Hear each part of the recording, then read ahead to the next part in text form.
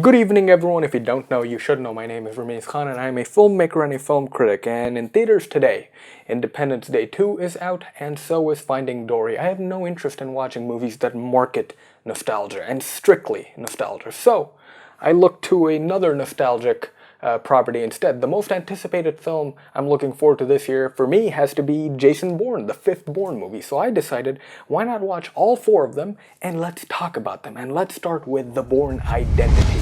I'm gonna make it stop.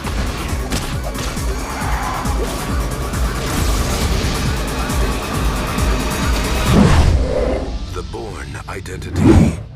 The Bourne Identity of 2002 was a great launching pad to one of the perfect trilogies of all time. Think about it. If you look at the trilogy of the Bourne movies, the first three movies, none of them are really bad films. This film is directed by Doug Liman, the same Doug Liman who went on to direct the excellent Edge of Tomorrow, and it stars Matt Damon as Jason Bourne. In the beginning, we see him drifting in the ocean, unconscious, and he is picked up by a boating crew. I friggin' love stories of amnesia. I even started writing my own script of a character who has amnesia, and the reason I like them so much is because the stakes are automatically high for an amnesiac, for the people around him and for him himself. So what happens when a person doesn't know who he or she is? He might as well just turn out to be Jason Bourne. And in a script where the main character is an amnesiac, the exposition becomes very easy to deliver as well, and it doesn't feel awkward when characters and the amnesiac himself is telling us stuff about himself, and characters are conveying information to him. Since he doesn't know, neither do we. However, with that being said, there is a problem I have with the opening sequence of this film. They should have gone the Christopher Nolan route. If you've seen any movies of Christopher Nolan, they don't have opening titles. You do not see the title of the film, and what does that do? That immerses you in the film. That tells you, alright, you're in this world.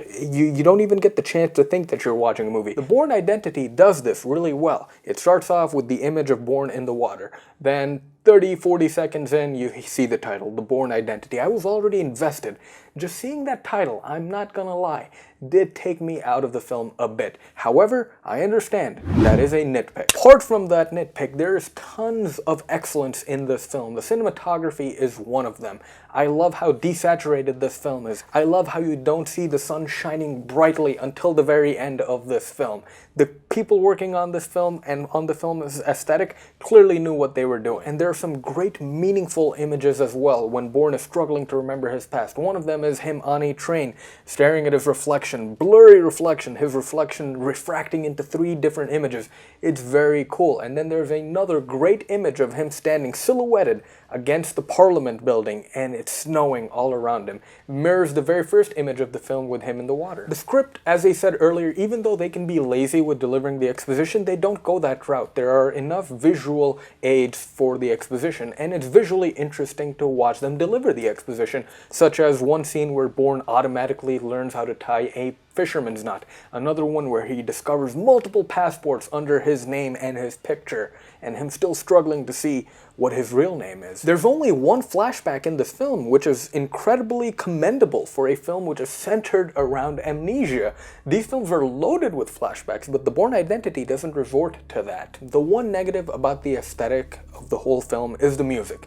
It doesn't necessarily belong, especially in that incredible car chase, which has about 100 or to 120 cuts. The problem is the music in that scene. It doesn't belong. Fun fact, the music they were playing in that car chase was the same music used in the Collateral club shootout as well. However, with that being said, the finale of this film, when they use Moby's song Extreme Wave, which because of this film became one of my favorite songs, that fits perfectly in this film, and I love that they use that in every film to end it on. So yeah, the soundtrack is memorable, the score not so much. This is also when stories about post 9/11 were actually cool, because it happened right after 9/11. This film came out in 2002. Now this film coming a year after 9/11, a year after the passing of the Patriot Act, a lot of conspiracy theorists might call this predictive programming. I'd like to just call it good screenwriting and good timing. How about that? But yeah, the 9/11 backdrop in this film is really cool, and it's really subtle. It's mainly focused on the surveillance, the burgeoning surveillance of the CIA and how they do stuff. Almost all of the CIA stuff you see is them sitting in a boardroom next to computers, surrounded by computers. You don't see a lot of field work because the CIA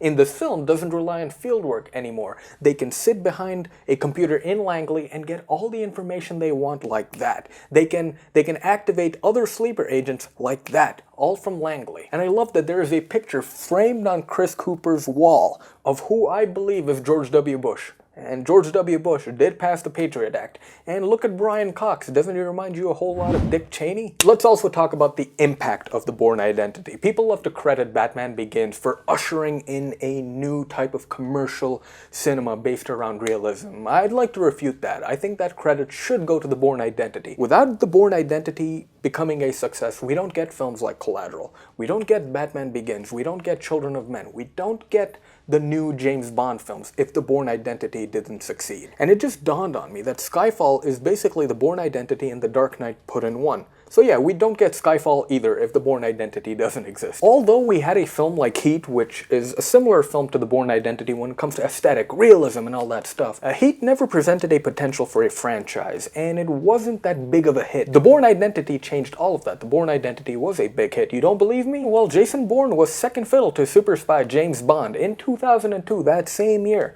Jason Bourne, even though the film didn't make as much money as Die Another Day, it was the far better film. It was far better received critically as well. The realism factor just superseded all the cartooniness of the James Bond franchise at that time. And it really struck a chord with people who wanted to see something refreshing in theaters, who wanted to veer away from the cinematic, if you will. The Bourne Identity also accomplished that by its casting. Apart from Matt Damon, none of these people are marketable. There's a reason Clive Owen has yet to be in a big summer blockbuster. Brian Cox, no. Chris Cooper, and that's a nicer way of saying they're not Hollywood good looking. So here we are again. You have to again thank Jason Bourne for Daniel Craig's James Bond series. Daniel Craig does not get cast as James Bond if the Bourne Identity does not succeed. Instead, we might have gotten Henry Cavill. To my knowledge, there is not a single slow-mo shot in this film. The fight scenes do not have music overbearing behind them. They actually do good sound design for the fight scenes. The lighting is atmospheric instead of character. And these are things you see now a lot of. And one of the main things about this film is that it's fun. This is a really cool spy film as well. Cool stuff happens in this film. Cool stuff such as Jason Bourne being hunted by other sleeper agents, other Jason Bournes. That's very cool.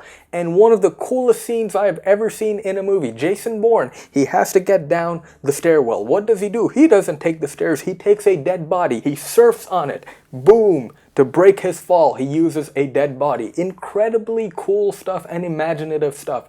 This is a fantastic movie, and it still holds up aesthetic-wise and entertainment-wise. I am giving The Bourne Identity a final score of 4.5 out of 5. This is an utterly great film, and it ends on a high note with the abolished Treadstone, but it teases the future as well with the Blackbriar program as well. So yeah, people, this is a film you should be watching. Watch it again and hype up the new Jason Bourne film as well. Thank you so much for watching, people. If you're new to this channel, please feel free to hit that free subscribe button. Share this video with your friends if you enjoyed my thoughts on the Bourne Identity, and tune in again to see what I think about the Bourne supremacy. And yeah, people, that's about it. Remember to love yourselves.